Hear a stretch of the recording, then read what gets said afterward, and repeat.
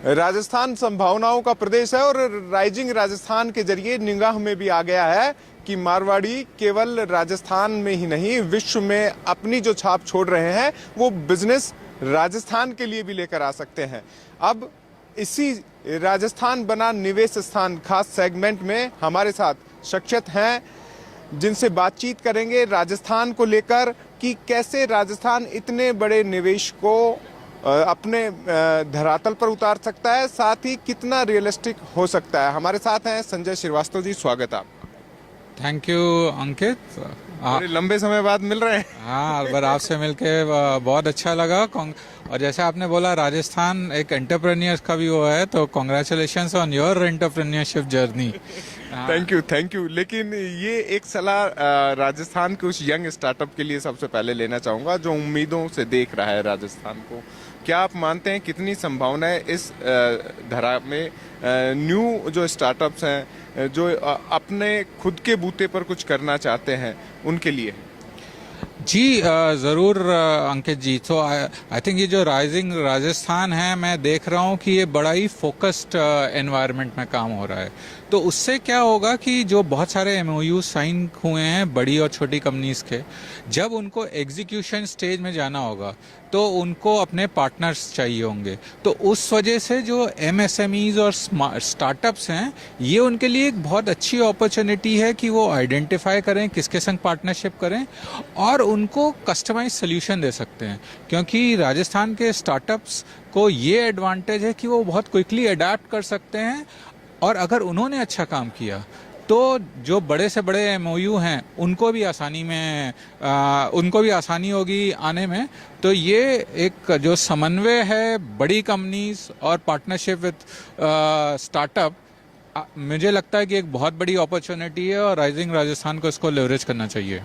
Manufacturing growth Rajasthan में भी बढ़ रही है और जब 30 लाख करोड़ के एमओयूज यहाँ हो जाएं तो संभावना जताई जा सकती है कि कुछ बड़ी कंपनीज यहाँ आ रही है। इंफ्रा डेवलपमेंट के लिए तो पीएम नरेंद्र मोदी खुद कह गए हैं कि हमारी सरकार ने पूरे देश में इतना बढ़ाया और राजस्थान के लिए भी है।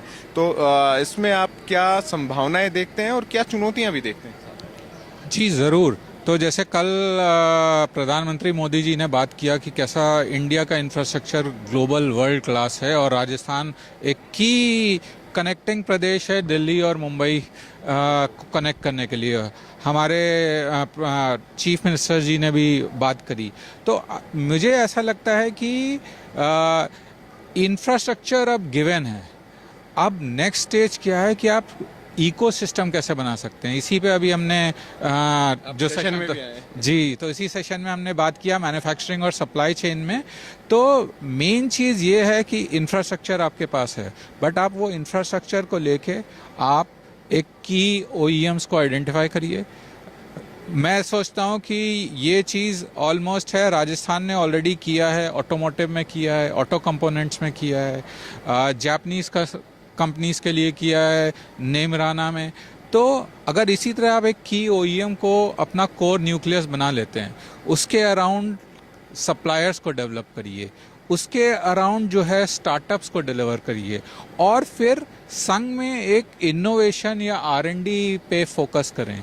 तो इन सब चीज़ को अगर मिलकर काम करेंगे तो जो मैन्युफैक्चरिंग की पेस है और जो हमें चाहिए कि इंडिया का एस्पिरेशन है कि यूएस $1 ट्रिलियन की कम से कम मैन्युफैक्चरिंग का कंट्रीब्यूशन होना चाहिए। आई थिंक ये सब चीज़ें अगर एक साथ सही तरीके से सही दिशा में चलेंगी तो राजस्थान का कंट्रीब्यूशन सिर्फ राजस्थान के लिए नहीं बल्कि इंडिया के लिए सिग्निफिकेंट रहेगा। संजय जी, जैसे अभी इलेक्शन हुए अमेरिका में और उसके बाद एलन मस्क को बड़ी जिम्मेदारी डोनाल्ड ट्रंप ने दे दी। एक अलग से उन्होंने विंग बना दी अमेरिका के विकास के सोचने के लिए, सरकारी नहीं, निजी जो अच्छे बिजनेसमैन हैं जो अच्छा काम कर रहे हैं, दूरदर्शी सोच रखते हैं, उनका एक ग्रुप उन्होंने बना दिया। राजस्थान में ऐसा बने तो कितना सही? जी ज़रूर, ये एक अच्छा आइडिया है और I am sure rising Rajasthan में काफ़ी डिस्कशन हुआ है कि कैसे जो इंडस्ट्रीज़ हैं बड़ी और छोटी उनको इनपुट यूज़ करना चाहिए। संग में जो नई इंडस्ट्रीज़ आना चाहती हैं, ये बहुत महत्वपूर्ण है कि हम उनकी रिक्वायरमेंट समझें और उनके हिसाब से उनको कस्टमाइज सर्विस दें। तो अगर एक प्रोएक्टिव और प्लानिंग और एग्जीक्यूशन फोकस्ड एक एडवाइजरी काउंसिल बनेगी तो ये मेरे ख्याल से राइजिंग राजस्थान में और 4 चांद लगा देगी।